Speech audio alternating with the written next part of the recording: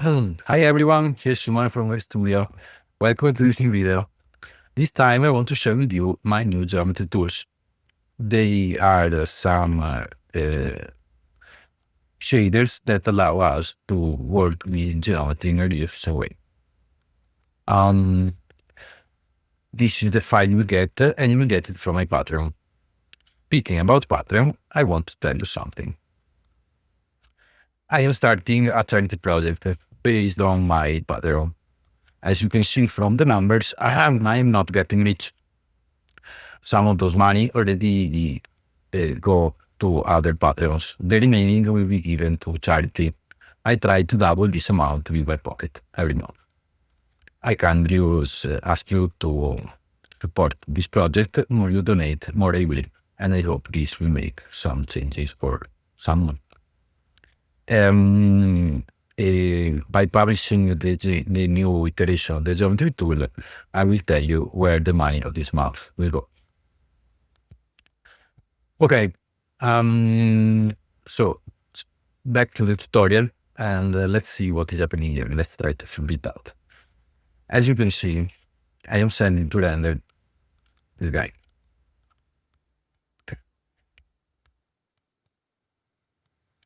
Okay, so this guy is not doing this. This is all done in the GPU. Okay. If you remember the last iteration, we were having something like this. Now I try to pack everything in a reusable shader. Let's go inside the main example and have a look. Starting from the left, we have the unwrapper that also got updated. Since with the upcoming pop, I could not read the attribute just with the naming statement in the geometry stage, meaning I was forced to rewrite some stuff so to have the geometry emission with a map, and I took the opportunity to understand how to write a text from the geometry.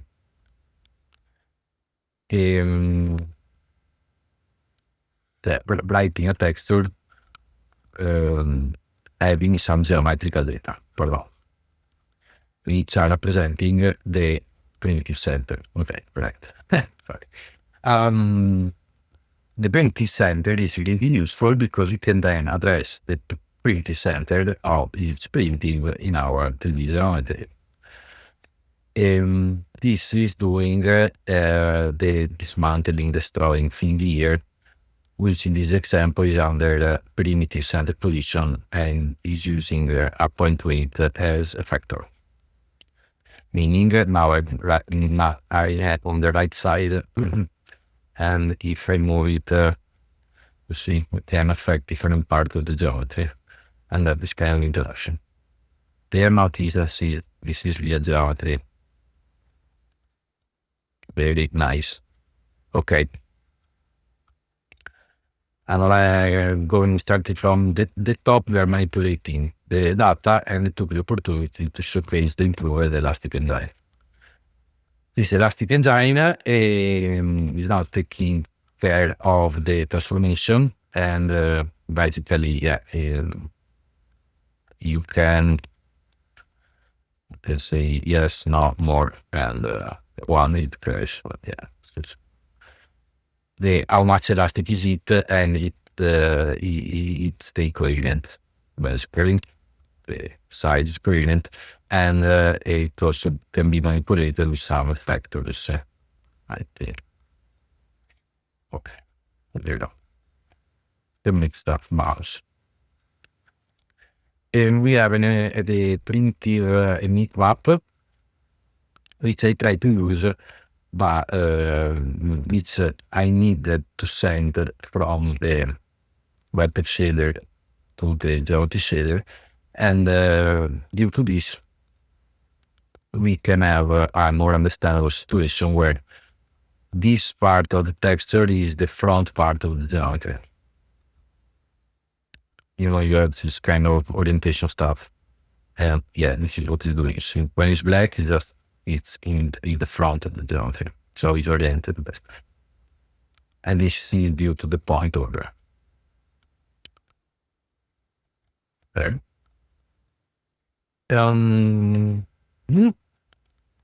You can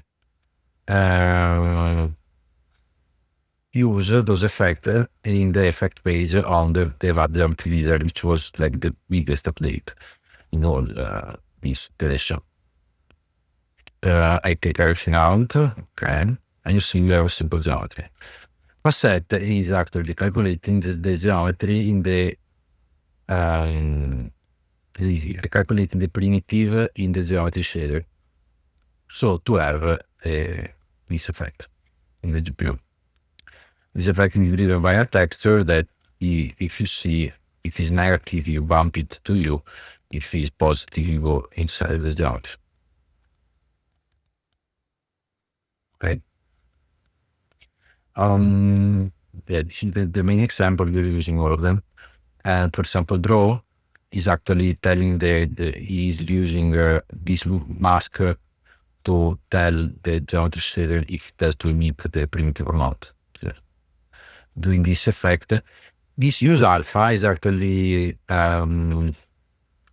doing kind of the same things of this, but the geometry stay there, kind of. And yeah,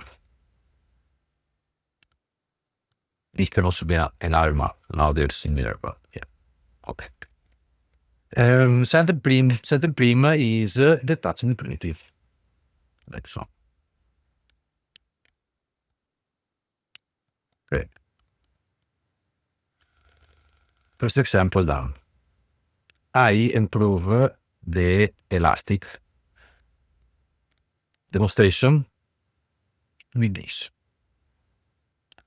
And here I discovered that things start to making sense. And they finally use it for the center of the primitive. Okay. What if I tell you that they are not distances? This is the geometry we're sending to render. And this is the result. Oops. This is the result. Okay. Why?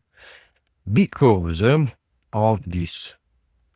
Let's speak about geometry. Geometry, 3D data can be tricky. Okay. A mesh is one primitive. More meshes are more primitive with a lot of points inside. Meaning, if I have the center of that primitive that has a lot of points, we have the body center.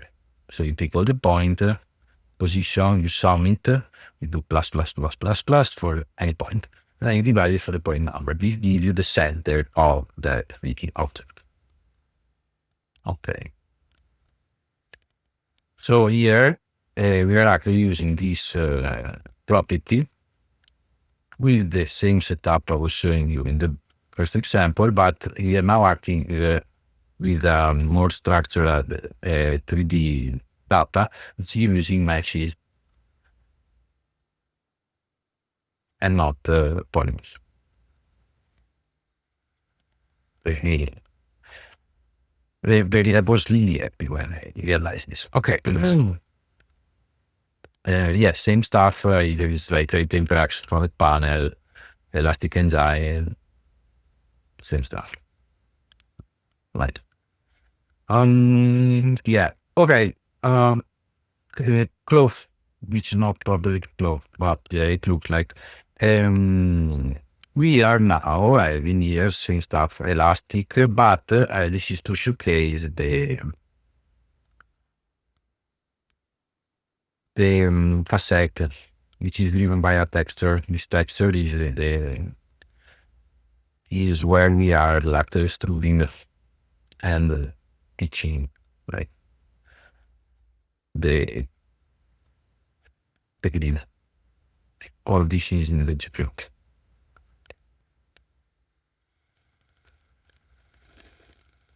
The sample is actually kind of easy. Thanks for the set that we learn. Okay, then we have the This is kind of advanced, but using this idea, okay, but it's a bit more animated and fancy. And what if I tell you that they're not instances? What if I tell you that now I turn on instancing here? It's really powerful. Okay. I improve also the light emitter, which is now I also transparency. Very fancy.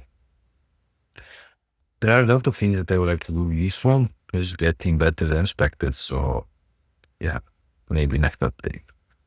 Okay. Hope you like it. Remember, I'm not getting rich. I'm not keeping the money. Let's do something together. Please. Ciao.